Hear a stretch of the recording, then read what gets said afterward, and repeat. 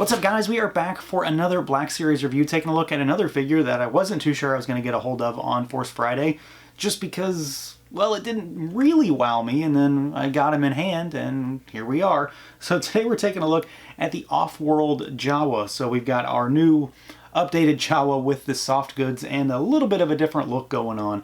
So there might be something interesting hidden underneath those robes that we just need to take a look at. So we've got our little guy here in our standard Black Series packaging. This, of course, is the regular black box. You see him there in the window. We've got some artwork down there in the corner. This little guy is number 96, and then the back of the package has a little bit of a write-up explaining why he's an Off-World Jawa and more of that artwork. So let's do it. Let's pull him out and take a look. And here he is out of the package, our new, slightly different Off-World Jawa. For whatever reason, a Jawa that has changed a little bit after leaving Tatooine. So, of course, we've got some cosmetic changes. And then the big thing with this guy is that, of course, he has soft goods instead of just a fully plastic robe, which is definitely interesting, but there is a lot of reuse on this figure. I mean, basically the entire figure, and then he just has the robes on there. So if you're familiar with that Jawa that came out in the 40th anniversary set, you know what to expect here, minus a few little things. So let's see how he moves. He has a rotating head. It doesn't really do much up or down or side to side because of the hood, and the hood is still plastic. There's no soft goods there. The arms go out and they rotate at the shoulder, but you're going to lose a little articulation here because of the robes. They're just going to get in the way a little bit. It's not too much. You've got rotating and single jointed elbows that are underneath there, and then you've got hinges and rotation at the wrists. So you can see this is the exact same body. It's the same sculpt. It just happens to have a robe over it this time. You've got a waist twist, so it's a ball peg, backwards, forwards, and then rotate side to side. The legs are a little bit better this time around. These are the same legs that are on the original Jawa, but that Jawa, it was covered in a plastic shell, basically. So the legs go out a little bit. They have a thigh cut. They kick forward probably farther than they ever could on a real Jawa. You kick back. There is a single rotating knee, so you've got a little bit of movement there, and then you've got rocker and you've got hinge down at those ankles. So I feel like this is the first time we're actually seeing how these legs really move, because on that original figure you couldn't really do a whole lot with him. He was really stuck inside of that shell. Of course, the upside to that is that it made him incredibly stable. This guy, you actually have to plan how you're going to pose him because the legs are going to move. So he is the same figure, just with a few little differences. You kind of have a little more to deal with from the waist up, and then the waist down, you get a lot more freedom because you don't have that shell around it anymore. Of course, the big thing with this guy is just the fact that it's a different look for a Jawa, something that we really don't see, because Jawas are pretty much something that you only find on Tatooine.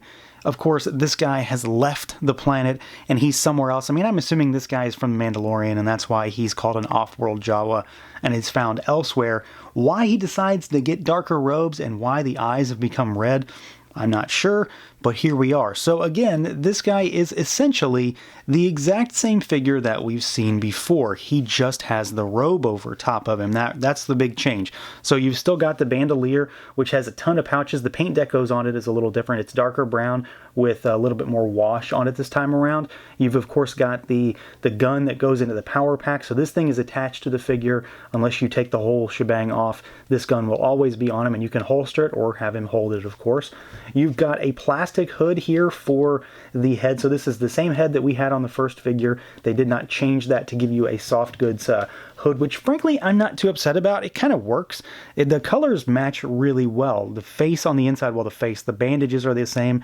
He has red eyes this time around for whatever reason instead of yellow. And unlike that original figure where they had the little Easter egg where those eyes glow in the dark, these do not glow.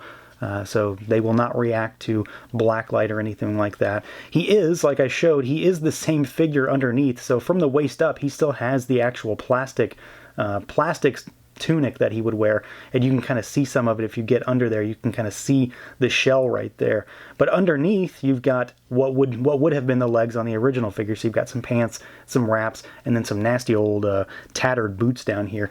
So he is the same figure in its entirety. The only real difference is that you lose that shell at the bottom, and then you gain the cloak, which I think looks pretty good. This guy, for being so small, the soft goods do hang really well on him. It very much conveys that really tattered and ragged look that Jawas have, the big loose baggy robes that hang down. And I think it looks good. You know, I would honestly be happy if we got a regular Jawa in this kind of setup. That said, I like the original Jawa just fine. I think that figure was good on its own. So I wouldn't have been upset if this guy had the plastic shell for the robe around him either. It's kind of a, you know, which one do you prefer at any particular point in time? And I really like this one, but I also really like that original one. You really can't go wrong with a Jawa. And I think they did a good job here by changing him up just enough, regardless of why he needs to look this way. I think they did a good job of changing him up while not just rehashing the exact same figure. There is a lot of reuse here, don't get me wrong, but they did do enough with that robe to make him stand out from the pack. And of course, we have to do a comparison between the new Jawa and the original. So you've got our new one on the left, we've got our original on the right. I don't really need to say that, but here we are. So you've got just a different color scheme and a different means to convey the robes. So again, like I said, they are the same figure underneath all of their robes. The new figure just happens to have soft goods, and this guy happens to have a hard plastic shell for his robes, and then of course they're different colors. So you've got your traditional Jawa with the brown color, you've got your off-world with the gray. So I guess whichever one you prefer, there you go. I'm always going to stick with the traditional one, the regular Jawa that we've known for 40 plus years, but this guy does look pretty cool, and I like the changes that they made. But like I said before, I still was perfectly happy with this design. Now for accessories, this guy has the exact same stuff that the original Jawa has. So to start with, you've got the little kind of blunderbuss almost style gun here, which is, you know, a very odd gun for Star Wars. It definitely looks non-Star Wars, and I like that. It's very rustic and old. It looks like something that they've cobbled together. It's got a nice patina on it. It's pretty much identical to the gun that you got with that regular Jawa. So if you've seen that, you've seen this one. And then the other gun that has been holstered on him the entire time, you've got this guy back here that, again, you can put into the holster. I always found that it was a little difficult to get it in there and to get it out because of how it's built. But you've got the gun that's on the little plastic string there that will keep it tethered to the Jawa at all times. A little bit of brown paint on it, nothing too crazy. So you've got this, again, it's the exact same thing we've seen before. So if you've messed with a Jawa, you know what's going on here. But these are kind of telltale Jawa style weapons. Not a whole lot more you really could have given them, and I think they did a good job by rehashing these out just to flesh out this figure, give him the stuff that you really expect to have when it comes to these little guys. So overall, it's a Jawa. He just happens to look different. There's not a great deal to really go on with this guy. He's a Jawa that has a cloak that's made of cloth this time around, and he's gray instead of brown. And well, he's got red eyes, so I suppose that's a little difference.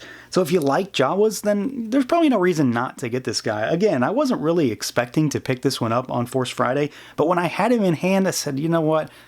Let's just get him. It's a Jawa. Who doesn't love Jawas? And I liked that first set that they did in the regular package and then the one that they did in the 40th anniversary. Of course, they're the same figure, but I really like those. I think they're quality little figures, and I really like this one too. It's just a different way of doing the same thing. He happens to look a little different for ways that I don't yet understand, but it's a gray Jawa. He'll go well with the other regular Jawas I have. So that's going to do it for this look at the Star Wars Black Series Off-World Jawa. Let me know what you guys think. Feel free to like, comment, subscribe, and share, and until next time.